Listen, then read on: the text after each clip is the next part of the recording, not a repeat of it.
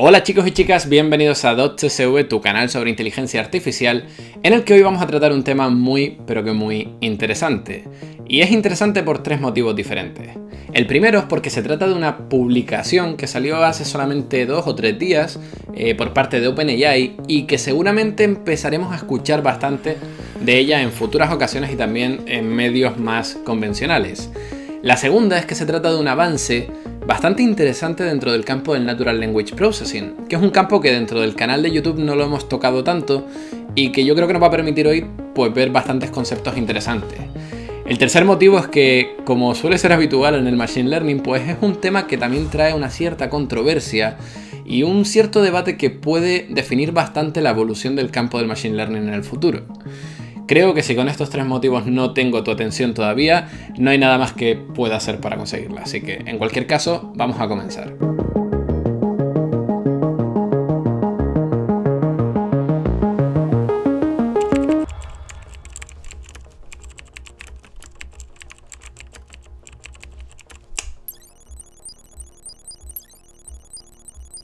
El científico nombró a la población por su distintivo cuerno, unicornios de Ovidio. Estos unicornios blanco-plateados de 4 cuernos eran previamente desconocidos para la ciencia. Ahora, después de casi 2 siglos, el misterio de lo que provocó ese extraño fenómeno se resuelve finalmente. El doctor Jorge Pérez, un biólogo evolutivo de la Universidad de La Paz y varios compañeros, estaban explorando las montañas de los Andes cuando encontraron un pequeño valle, sin otros animales o humanos. Pérez notó que el valle tenía lo que parecía ser una fuente natural, rodeada por 2 picos de rocas y nieve plateada. Pérez y los demás se aventuraron más lejos en el valle. Cuando llegamos a la cima de un pico, el agua se veía azul, con algunos cristales encima, dijo Pérez. Pérez y sus amigos se asombraron al ver la manada de unicornios. Estas criaturas se podían ver desde el aire, sin tener que moverse demasiado para verlas. Estaban tan cerca que podían tocar sus cuernos. No, tranquilo, no se vayan todavía, ya sé que esto es un canal de inteligencia artificial. Pero tienes que entenderlo, este texto que te acabo de enseñar es un texto que está escrito por una inteligencia artificial. Yo lo único que he hecho ha sido escribir el primer párrafo y la inteligencia artificial se ha encargado de generar todo el texto que ha venido a continuación. ¡Wow! Como ves, el sistema es impresionante, siendo capaz de construir un texto que mantiene una coherencia gramatical, una estructura semántica correcta, memoriza a los personajes que ha mencionado en párrafos anteriores e incluso demuestra una cierta creatividad a la hora de nombrar nuevos personajes, lugares o incluso nombrar a los unicornios como unicornios de Ovidio. La verdad que es un resultado impresionante y que incluso podría decir que nunca antes visto dentro del campo del Machine Learning. Y de eso vamos a hablar hoy.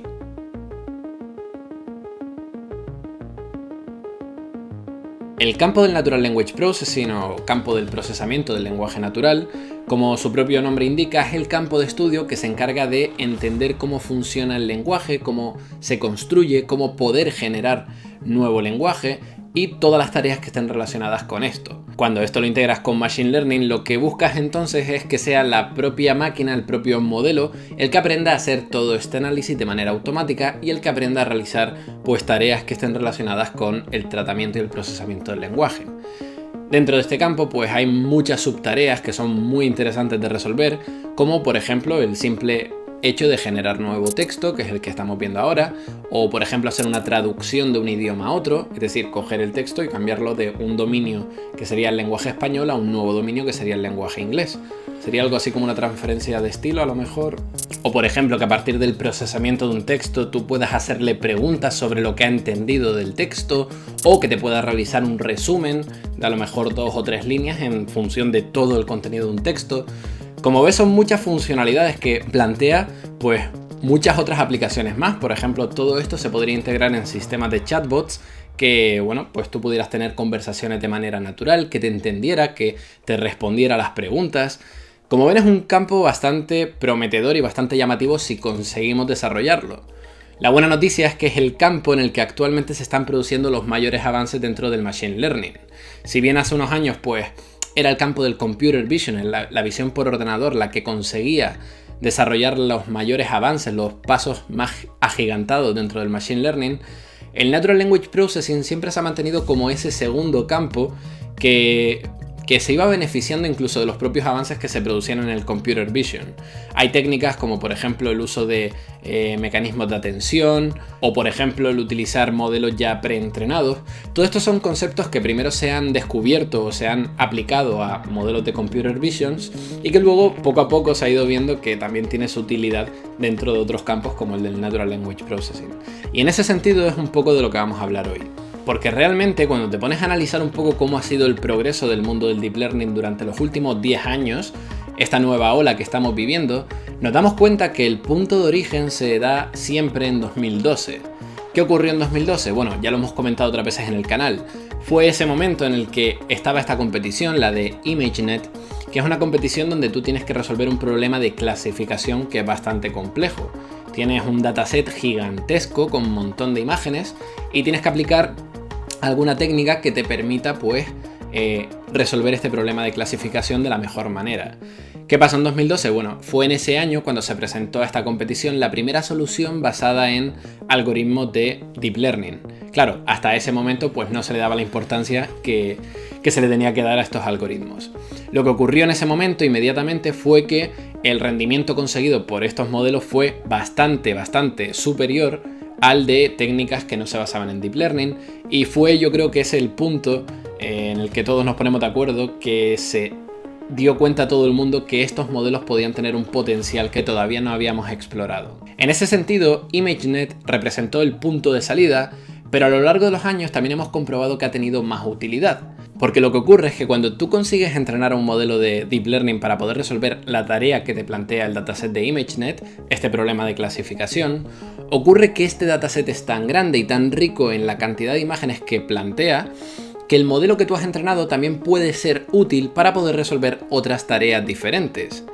Esto es una cosa que, por ejemplo, cuando operas con redes neuronales convolucionales, se puede ver cuando analizas que las primeras capas, que son las que aprenden aquellos conceptos que son más generalizables, por ejemplo, el concepto de qué es una esquina, qué es un borde, qué es una textura, y todas las formas geométricas, todas las formas básicas que pueden ser tanto aplicables para el dataset ImageNet como para otros datasets, pues esas capas tú te las puedes llevar a una arquitectura diferente y en esa arquitectura diferente pues simplemente hacer un entrenamiento que va a ser mucho menos costoso, mucho más barato para que pueda aprender cuáles son las especificidades de las imágenes de ese dataset. Y vas a conseguir un rendimiento incluso superior que si simplemente te centraras en entrenar desde cero a ese modelo. Esto de lo que estamos mencionando aquí se llama transferencia del conocimiento y es un concepto bastante interesante. Porque lo que estamos hablando es que el conocimiento aprendido por la red lo podemos generalizar. Esto es un concepto que es muy interesante, pero que no se tiene que limitar solo al campo del computer vision. También podríamos intentar buscar pues el mismo caso, pero dentro del campo del Natural Language Processing, por ejemplo. Algún tipo de problema, algún tipo de dataset que cuando tú entrenas a tu modelo pueda aprender unas características que sean generalizables para otro tipo de problemas. Este paso de buscar un ImageNet, pero también para el campo del Natural Language Processing, viene bastante bien explicado en este artículo que pongo aquí y que voy a dejar abajo en la descripción, pero que también es en el que me voy a basar para explicar todo lo que viene ahora.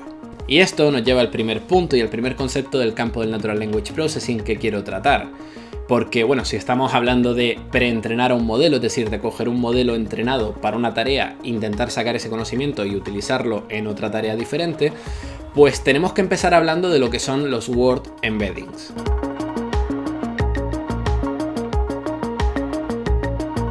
¿Qué es esto? Muy sencillo, mira. Tú a la red neuronal la quieres alimentar de alguna manera con texto. Un texto que tienes que subdividir en secuencias de frases o de palabras o incluso a nivel de caracteres. Claro, tú una palabra no se la puedes dar directamente a una red neuronal. De alguna manera tienes que conseguir una representación numérica, una representación matemática de lo que es esa palabra, porque una red neuronal opera con números. En ese sentido, si quisiéramos hacer una solución rudimentaria para esto, podríamos coger un vector de ceros donde cada posición representa una palabra de nuestro vocabulario. Simplemente buscamos qué palabra queremos representar y la marcamos con un 1. ¿Vale? Esto lo podríamos ir haciendo para cada una de las palabras que tenemos en nuestro texto y así acabaríamos obteniendo un conjunto de vectores donde solamente tendríamos un 1 en la posición que represente a la palabra que queremos representar. Sencillo, ¿no? Este método se conoce como one-hot encoding y es cierto que puede funcionar bien, pero creo que podemos hacerlo mejor. Porque claro, en este caso simplemente estarías representando tu palabra en un espacio multidimensional del tamaño de tu vocabulario, donde cada palabra sería un vector que apuntara en una única dimensión. Por ejemplo, si tuvieras 3 palabras que fueran perro, gato y microondas, pues las tendrías representadas con estos 3 vectores de aquí. Claro, conceptualmente no todas las palabras se tienen que encontrar a la misma distancia si son palabras que tienen un significado parecido. Por ejemplo, conceptualmente entendemos que perro y gato pueden tener una mayor relación que la que puedan tener perro y microondas y gato y microondas. En ese sentido, pues tendría sentido que nuestro espacio de vectores tuviera una forma más parecida a esta que a esta de aquí. Es decir, que en cierta manera lo que nos gustaría hacer es que estos vectores, su dirección, nos sirviera también para codificar una cierta relación que existe entre estas palabras. Esto es una cosa que podría ser aprendida también por un algoritmo de Machine Learning de manera no supervisada y que realmente lo que tendría que hacer es coger una palabra y convertirla a un vector y que ese vector codifique la relación existente entre esas palabras. Esa idea de coger una palabra y convertirla en un vector que realmente contenga información de la semántica de la palabra es realmente lo que hace un word embedding, que es el concepto que hemos presentado previamente. Lo que ocurre es que cuando estos embeddings son aprendidos de manera correcta, estas relaciones que son codificadas en los vectores son bastante interesantes, porque te puedes encontrar cosas como por ejemplo que un vector que represente a la palabra reina, si le restas otro vector que represente el concepto de mujer, te va a quedar otro vector. Ese vector, pues, ¿qué podría representar? Reina menos mujer, se lo sumo a otro vector que sea el de hombre, ¿qué nos sale? Nos sale el vector rey, ¿vale? Es decir, que existe una relación matemática algebraica entre los vectores que también recoge la semántica de las palabras. Sobre esto quiero recomendar un podcast, el de Oliver Navani, que justamente el viernes pasado trató este tema, el de los propios vectores. Este concepto es muy interesante porque realmente una vez tienes un algoritmo que ha aprendido a hacer estos word embeddings, lo puedes compartir y puedes hacer que la gente lo utilice en sus propios sistemas. Porque claro, la representación y la semántica de las palabras es una de esas cosas que tiene que ser generalizable.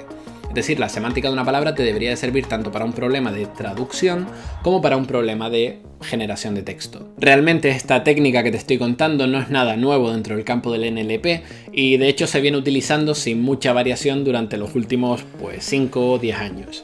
Pero ¿qué ocurre? Que esto en los 2 últimos años ha empezado a cambiar y hemos empezado a encontrar otras alternativas a estos modelos preentrenados que podemos utilizar para mejorar el rendimiento de nuestro entrenamiento. Esta alternativa es la de utilizar modelos del lenguaje.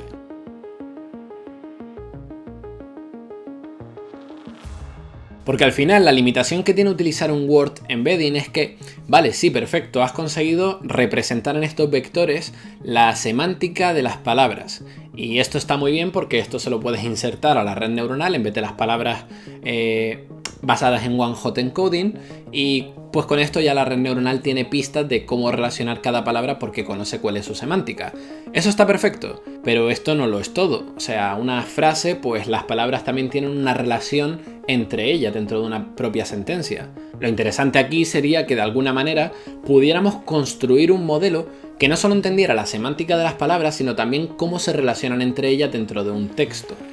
Esto es lo que se conoce como un modelo del lenguaje.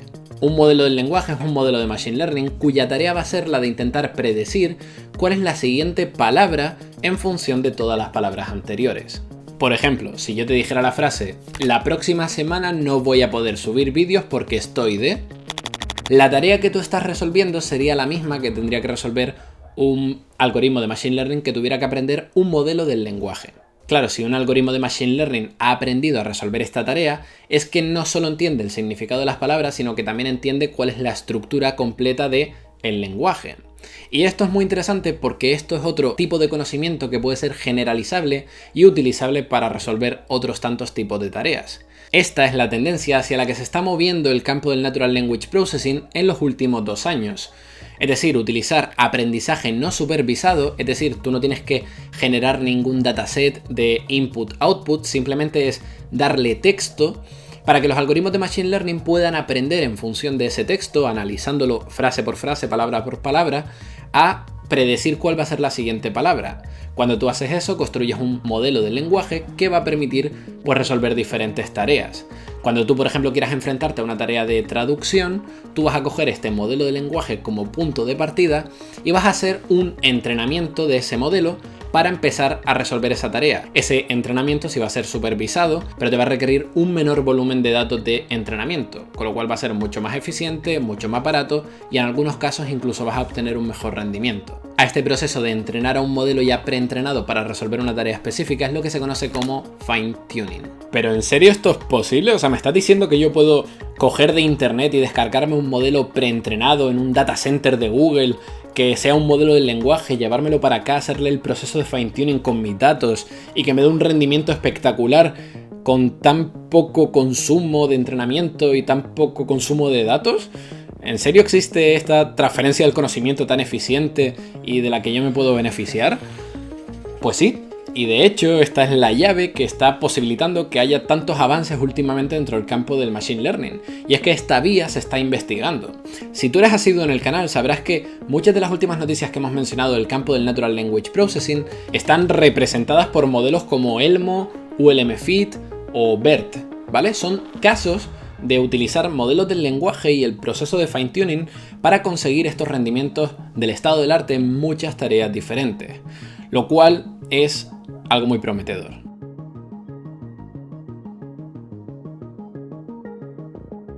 Y con esto yo creo que ya tenemos todo el contexto para poder entender de lo que vamos a hablar hoy. Porque hoy estamos hablando del modelo presentado por OpenAI, GPT-2, que es básicamente una evolución de su modelo GPT-1. Que no se llamaba GPT-1, sino que se llamaba GPT porque no existía GPT-2. ¿Me estás siguiendo? En este caso, el modelo GPT, la sigla, vienen a significar Generative Pre-Training, que yo creo que en este caso ya podemos entender a qué viene a referirse. Como dato curioso, del modelo GPT original, el del 2018, fue del que evolucionó luego el modelo presentado por Google, BERT. Aunque bueno, también siendo justos, el modelo GPT hace uso de una tecnología que son los Transformers, que Google también presentó en 2017. ¿Y cuál es la evolución obtenida por el modelo GPT-2 comparado con el modelo GPT-1? Pues tampoco hay mucha diferencia, simplemente lo han hecho más grande. Es decir, en ambos casos el modelo GPT-2 y el modelo GPT están resolviendo la misma tarea, que es básicamente la de predecir cuál es la siguiente palabra en función de las palabras anteriores. Es decir, estamos construyendo un modelo del lenguaje. La única diferencia que existe en estas arquitecturas es que la segunda es 10 veces mayor. Es 10 veces mayor en el número de parámetros, en este caso son 1500 millones de parámetros, cuando en la primera ocasión imagino que sería en torno a 150 millones, y se ha entrenado también sobre un volumen 10 veces mayor de datos. En este caso se trata de un dataset de 40 gigas de páginas web que han cogido de manera muy inteligente de la página de Reddit. Lo que han hecho para curarse en salud y saber que los datos que están utilizando para entrenar al modelo provienen de páginas web que tienen una cierta importancia, una cierta relevancia, ha sido usar esta plataforma, el foro de Reddit, para seleccionar aquellas páginas que tuvieran al menos 3 puntos de karma votados. Con esto, gracias a la colaboración no autorizada de los usuarios de Reddit, pues se han asegurado de que el contenido de sus datos tengan más o menos una cierta relevancia. Y claro, es curioso porque aquí realmente la única mejora que introduce este paper a nivel técnico de arquitectura es que la arquitectura es más grande. Con lo que la pregunta aquí es, entonces, ¿este modelo más grande funciona mejor o no funciona mejor? Pues creo que sí, ¿no? Y lo hemos visto al principio de este vídeo, cómo el texto que era capaz de generar, y ya entendemos que esto lo que viene a representar es un modelo del lenguaje, pues es bastante bueno y bastante coherente, respetando semántica, respetando estructuras e incluso respetando hasta el estilo del lenguaje. Si tú el texto que le suministrara fuera un texto más infantil, el texto que te estaría generando también tendría ese tono de voz en la escritura, más infantil, o si fuera un texto más académico, más académico. Se mantiene tanto la forma como el fondo del mensaje, y yo creo que eso es bastante interesante, porque lo que nos indica es que realmente sí hemos conseguido un modelo del lenguaje bastante bueno y que pueda tener su utilidad a la hora de resolver otras tareas. Sin embargo, la cosa no queda solo ahí, y yo creo que ahora viene lo más interesante, y en serio, es muy interesante. Porque como hemos dicho, una vez tienes tu modelo preentrenado, ¿vale? Aceptamos que este modelo funciona bien, lo hemos comprobado, genera texto, Perfecto. Ahora, si yo quisiera, por ejemplo, aplicarlo para hacer una traducción, pues ¿qué tendríamos que hacer? Si has prestado atención, pues sabrás que cogemos el modelo preentrenado. Ahora buscamos un dataset de traducción de pares de, por ejemplo, esta frase en español, esta en inglés, y se lo introduzco y hacemos un entrenamiento supervisado. Hacemos el proceso de fine tuning. Perfecto. Pero, y aquí es donde realmente viene lo bueno, ¿podríamos saber si el modelo tal cual lo tenemos preentrenado ahora, es decir, sin ningún proceso de fine tuning, podría ser capaz de tener algún rendimiento en alguna de estas tareas sin haberle entrenado en ningún momento para que sepa cómo hacerlas? Es decir, si por ejemplo queremos resumir un texto, que sea capaz de resumir el texto sin en ningún momento haberle entrenado con pares de pues texto completo y resumen. ¿Seríamos capaces? Pues sí, y esto es muy guay.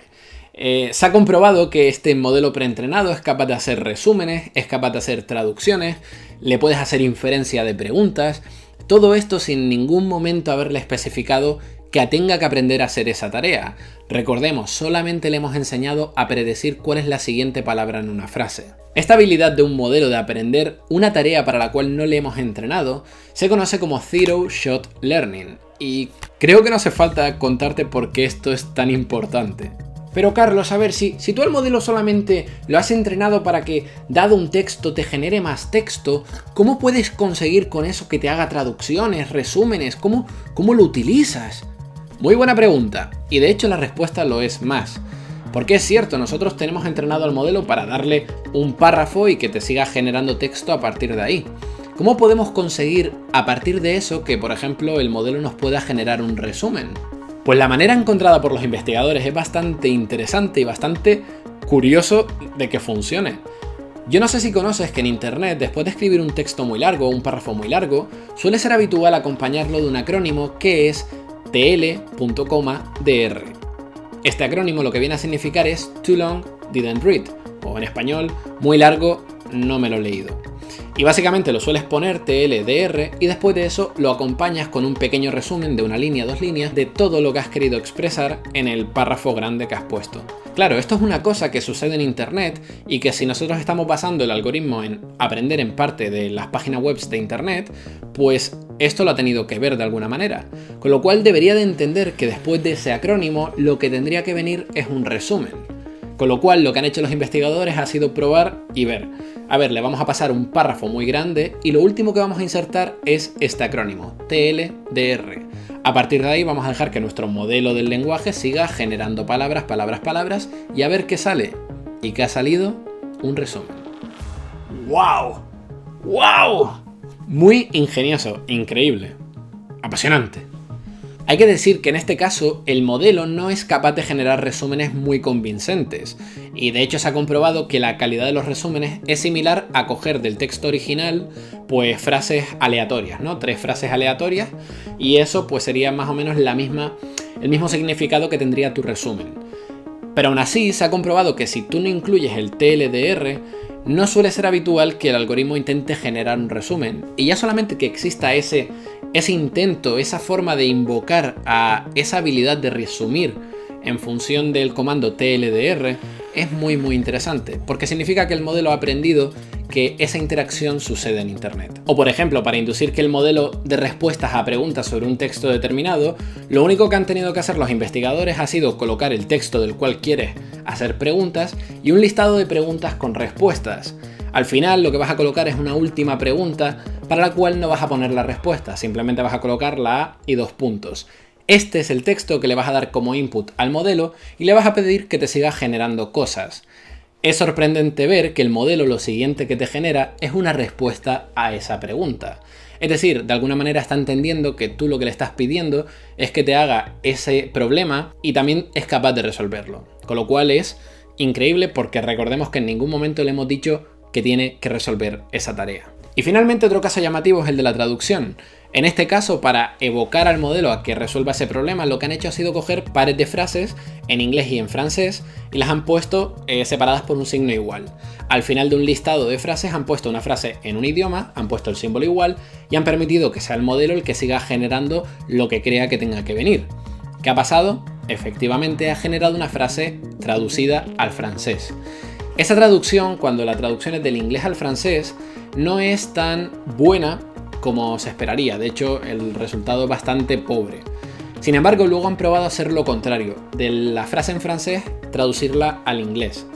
Claro, en nuestro caso, el modelo del lenguaje que hemos construido está construido sobre páginas web en inglés, con lo cual ahí el rendimiento debería ser mejor, y efectivamente es lo que se ha comprobado. Lo interesante aquí es que realmente el dataset que han utilizado no contenía en ningún momento páginas web en francés. Y esto ha llamado bastante la atención a los investigadores. Por eso lo que han hecho ha sido coger todo el dataset, los 40 gigas, y analizarlo para encontrar a ver si había algún contenido en francés. Y lo que han encontrado finalmente es simplemente unos 10 megas dentro de esos 40 gigas de dataset que estaban en francés. Es decir, que en este caso el modelo había aprendido a traducir frases de un idioma a otro haciendo uso de 500 veces menos datos de lo que suele ser habitual para entrenar a este tipo de modelos. Lo cual es, de nuevo, impresionante. Y no, en ningún caso ninguna de estas tareas que estamos resolviendo aquí va a superar el rendimiento de un modelo que haya sido entrenado para resolver esa tarea en específico. Pero no es lo que estamos viendo aquí. Aquí lo interesante no es eso. Aquí lo interesante es que hemos encontrado un modelo que simplemente por entrenarlo para resolver una única tarea ha aprendido, ha emergido conocimiento para resolver otras tareas diferentes. Lo que nos viene a contar que este mecanismo puede ser un paso bastante importante para empezar a producir mejores modelos en el futuro. Además, recordemos que esta técnica se basa en aprendizaje no supervisado, con lo cual no requerimos de generar datasets gigantescos de pares de input-output.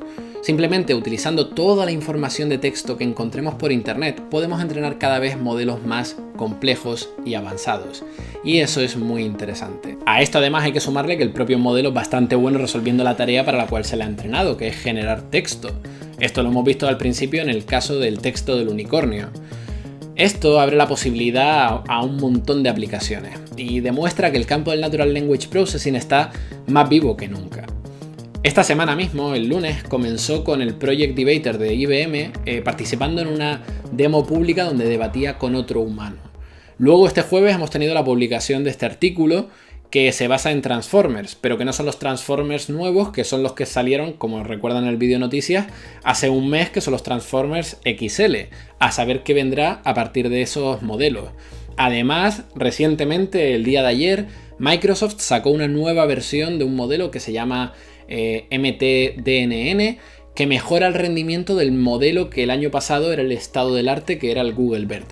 Bueno, no sé, esto va muy rápido. Y esto va tan rápido que abre la posibilidad a aplicaciones que son muy guays, por ejemplo, simplemente pues que tú puedas apretar un botón y generarte una página entera de contenido, que puedas tener sistemas de autocompletado bastante más potentes, que puedas aplicar búsqueda semántica, que puedas hacer inferencia, preguntas sobre un texto a tu ordenador. Y también esto mezclado con sistemas de chatbots puede ser una combinación espectacular. Entonces, bueno, pues corre, vete a buscar este modelo en GitHub y vete a probarlo y a hacer tus cosas, entrénalo tú con los datos y te darás cuenta que no se puede. Y esto nos lleva al último punto, que es la controversia que se ha generado en este tema. Porque lo que pasa es que OpenAI también ha estado fantaseando con las posibilidades que puede tener este modelo y por primera vez en su caso han hecho un cambio de política que va muy a la contra de lo que suele ser lo habitual en el campo del Machine Learning. Normalmente la cultura del mundo de la inteligencia artificial es bastante aperturista, permitiendo desde el momento en el que se hace un descubrimiento o se saca una publicación, pues compartir el código y compartir pues todos los detalles de la arquitectura. En este caso, la postura tomada por OpenAI es la de no publicar ni el código ni el modelo más avanzado. Han publicado una versión que, bueno, es una versión, decía Andrés Torrubia en Twitter, lobotomizada, y me parece una buena definición, porque simplemente tiene una décima parte de los parámetros que utiliza el modelo real. Y cuando lo pruebas y compruebas su rendimiento, te das cuenta que no es tan avanzado como lo que nos ha mostrado estos ejemplos. Esto es problemático por una parte, porque lo que hace es lastrar la investigación en este campo, ¿vale? Ellos sacan unos resultados que de momento no se pueden replicar, no se pueden comprobar si son ciertos y no se puede verificar que a lo mejor no hayan tenido un fallo metodológico y que a lo mejor el modelo estuviera viendo datos de entrenamiento, de prueba, etc. Bueno, Todo esto ha generado bastante controversia, bastante crítica a OpenAI. Mucha gente está diciendo que deberían de cambiarse el nombre a Close AI porque el propio nombre va a la contra de lo que es su política. Por otra parte, OpenAI se defiende diciendo que esta política la han adoptado porque realmente ven un peligro en hacer público esta tecnología.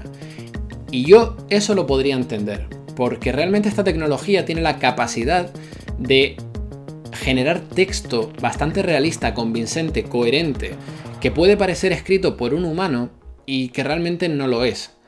Esto, si se sacara a día de hoy, a lo mejor podría permitir automatizar un montón de procesos que actualmente para los cuales no contamos con tecnologías que puedan frenar una oleada, por ejemplo, de bots, de troles o de spam, ¿vale? Estoy pensando que ahora mismo no sé si los detectores de spam de Google, del correo o de páginas web, estarían entrenados para poder predecir si ese texto está escrito por una máquina o no. Y eso pues podría ser bastante perjudicial. A mí lo que me preocupa de esto es que esta sea la tónica en la que se vaya a seguir desarrollando el futuro de la inteligencia artificial. Porque como ya he dicho, este es un campo que se ha beneficiado bastante de ese aperturismo de esta tecnología y que si se tomara esa postura, pues obviamente toda la tecnología que sigamos sacando en el futuro, pues también va a ser tecnología que va a tener unos filos bastante controvertidos y de los cuales tendremos que prepararnos. Hay gente que prefiere que esto se haga de manera pública y que seamos entre todos en comunidad quienes participemos de la construcción de esas herramientas que puedan prevenir el mal uso de esta tecnología, pero ellos han tomado esta postura. En este caso yo no me quiero posicionar del todo, tengo una idea formada interna, pero sí quiero que ustedes lo hagan. En el momento en el que estoy publicando este vídeo, en Twitter al mismo tiempo voy a hacer pública una encuesta que quiero que participe la mayor parte de gente. Quiero que abramos ese debate entre, yo entiendo que muchos de ustedes formarán parte de la comunidad o querrán formar parte de la comunidad y me gustaría saber cuál es vuestra postura. ¿Estarían a favor de abrir esta tecnología al público y así permitir el desarrollo aperturista de la inteligencia artificial? ¿O por el contrario creen que deberíamos delimitarlo y estudiar mejor los posibles aspectos negativos que pueda tener su mal uso? Como ven, en el vídeo de hoy simplemente nos hemos centrado en la parte más contextual de toda esta historia para que puedan entender un poco la importancia que tiene esta publicación y dónde situarla dentro del progreso del campo del Machine Learning. Si quieren conocer más detalles técnicos de cómo funciona el modelo GPT, el original, porque al fin y al cabo este es la evolución, como ya hemos mencionado, pues recuerden que esta noticia seguramente saldrá en el próximo vídeo de noticias y que los que son Patreons del canal podrán tener la oportunidad de votar este tema. Ya han perdido la oportunidad de esta semana porque han elegido el tema de aprendizaje reforzado para StarCraft 2, que es bastante interesante, el AlphaStar, y el que ha quedado en segunda posición eran los Transformers XL, que está bastante relacionado con todo esto, pero tendrán una segunda oportunidad en el próximo mes. Por mi parte nada más, ya saben que, bueno, si quieren apoyar este contenido, el hecho de que les haya traído una explicación tan técnica, tan densa, a solo 3 días de la publicación original, pues si creen que se tiene que valorar este tipo de contenido en YouTube, saben que lo pueden hacer a través de Patreon, tenéis el link abajo en la descripción. Y bueno, igualmente seguiré trayendo contenido sobre inteligencia artificial porque es lo que me gusta, es lo que les gusta y es lo que nos gusta a todos. Nada más inteligencia artificial en .csv.